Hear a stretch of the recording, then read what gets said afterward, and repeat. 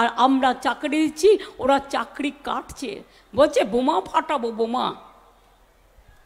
মেদিনীপুরের এক গদ্দার, আমার লজ্জা লাগে, এই মেদিনীপুর সতীশ সামন্তের জেলা, ঈশ্বরচন্দ্র বিদ্যাসাগরের জেলা, মনে রাখবেন ক্ষুদিরামের জেলা।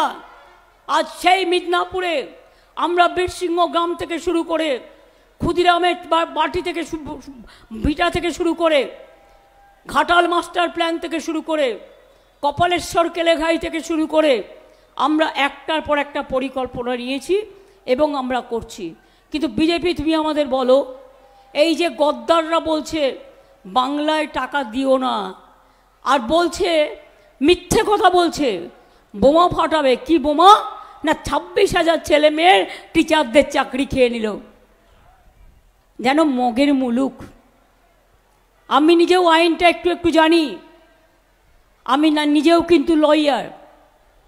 আমি আপনাদের পরিষ্কার বলি, আমরা সুপ্রিম কোর্টে, ছাত্রছাত্রীরাও গেছে, প্রশাসনে যারা আছেন তারাও গিয়েছে। আমি এখনও বলি, কাজ করতে গিয়ে যদি কোনো ভুল হয় সংশোধন করে দাও, সময় দাও, করে দেবো, কোনো অসুবিধে নেই।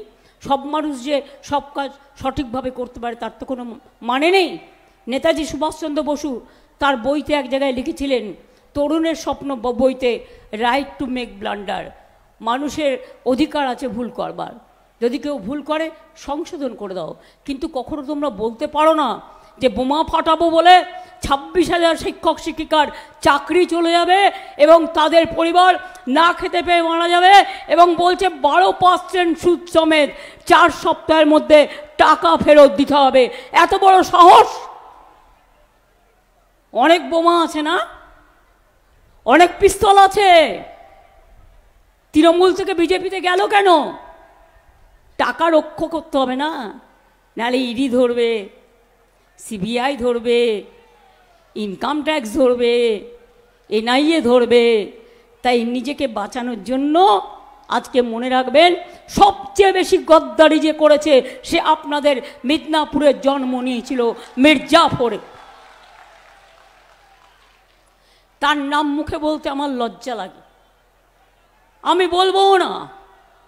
গদ্দারদের একটা সংজ্ঞা আছে, যারা সব সংজ্ঞাকে ছাড়িয়ে যায়।